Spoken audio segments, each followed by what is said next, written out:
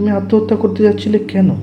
কারণ তোমার আর্থিক সংকট, তোমার চাকরি নেই, নাকি তোমার পারিবারিক সমস্যা? আচ্ছা, একটু ভেবে দেখো তো, এই সমস্যাগুলো কি শুধু তোমার একার? নিশ্চয়ই না। পৃথিবীর অসংখ্য মানুষ এই সমস্যার শিকার। কিন্তু কিন্তু তারা কি সবাই তোমার মতো আত্মহত্যার পথ বেছে নিয়েছে? না, বরং তারা এই পরিস্থিতির সঙ্গে লড়াই করে নিজেদের অস্তিত্বকে টিকিয়ে রেখেছে। Struggle for existence. তাই বলছি বন্ধু, ওঠো, জাগো, লক্ষ্যে পৌঁছানো না পর্যন্ত থেমো না। এই সমাজের সমস্ত বাধা বিপত্তিকে ভেঙে টুকরো টুকরো করে দাও। তুমি প্রমাণ করে দাও যে মৃত্যু কোনো সমাধান নয়।